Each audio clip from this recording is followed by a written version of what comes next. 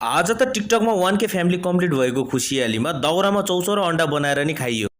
Hello guys, welcome back to my new mini vlog. I hope हजुरहरू सबैजना सन्चै हुनुहुन्छ होला। म पनि एकदम ठिक छु। भान्जीलाई मैले टिकटकमा 1K फ्यामिली कम्प्लिट भइसकेपछि पार्टी दिन्छु भनेको थिएँ। त्यसैले भान्जीलाई बोलाएर पैसा दिएर चौचौरो अन्डा ल्याउनको लागि दोकान पठाएँ। ग्यासमा पकाएर चौचौरो अन्डा चाहिँ धेरै खाइयो। तर आज म आफै चुलो बनाएर दाउरा खोजेर बनाउनेवाला छु चौचौरो अन्डा। चस्मा लगाइदिएको त कस्तो देखिरहेछ कमेन्ट गरिदिनु। मेरो भाइले चाहिँ मैले जे काम गर्दा मलाई सघाउने गर्छ। हेर्नु न, अहिले पनि हातमा चम्चा पनियो कराई बोकिरहेको छ। दाजुभाइले सुरुमा त दाउरा चुलामा हाले। जिन्दगीमा कहिले आगो बालेको भए पे आगो बाल्न बल्ल तल्ल आगो बाल्न सफल भयो। आगो बालेर सुरुमा चौचौ बनाउनको लागि तेल हाले। तेलमा दुईटा सुकेको खुर्सानी पनि हाले। ठ्याक्कै सिमसिमे पानी पनि पर्यो। ल भान्जी अब के गर्ने भने आमा यो पर्ने पानी होइन, तपाईँ नातिकन चौचौ बनाउनु पो भने भन्दै एकछिन पानी परेर रोकिया। तेल खारिसकेपछि मैले चौचौ पनि फोडेर दुईटै चौचौ हाले। प्लास्टिकमा बचेको थोरै चौचौ तीनजनाले बाडेर नुन मिट मसला हालेर एकछिन पाक्नलाई छोड्थे। कतिखेर पाक्छ भनेर भान्जी र भाइ हेरिरहेका छन्। कतिखेर भाइ पनि कुकमेन भइरहेको थियो। चौचौ हल्का पाकिसकेपछि माथिबाट टमाटर पनि हाल्थे। कतिखेर पाक्छ होला भनेर भान्जी र भाइ वेट गरिरहेका छन्। फेरि मेरो भाइ कुकमेन बनिहाल्यो। दाउरा चिसो भएर आगो नबोलेर तनाव भइरहेको थियो। बल्ल तल्ल आगो पनि फुक्यो। चौचौ पाकिसकेपछि चौचौलाई अर्को भाँडामा खनाइदिए। भाँडा यति तातो थियो कि मेरो हातै पोल्यो। यस्तै ढङ्ग छ, त्यही भएर त मलाई घरकोले खाना बनाउनै दिँदैन। फेरि चस्मा लगाएर रेडी भएर धिराज भट्टको अम्लेट बनाउन थाले। आगो नबोलेर तना। फेरि दाजुभाइ मिलेर बल्ल तल आगो फुक्यो। तेल खारिसकेपछि अम्लेट बनाउन सुरु गरे। फाइनली अम्लेट पनि रेडी भयो। लोकल स्टाइलमा चस्मा लगाएर सबैजनाले हाई गरेर गुम कि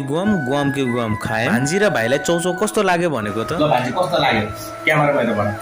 रास्ते राम्रो थियो। अनि अरु कन्टेन्ट राम्रो थियो। सब राम्रो थियो। 1K फलोअर्स को 1K फलोअर्स को यो पार्टी हो।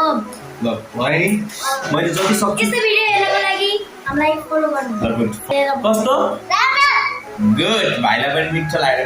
मिठो भन्दियो भन मिठो। हामी अरू भिडियो के खाएको हेर्न चाहनुहुन्छ भनिदिनु होला कमेन्टमा। ल आजको लागि मिनी ब्लग यति नै गाइस। अब नेक्स्ट मिनी ब्लगमा भेटौँला। Bye by.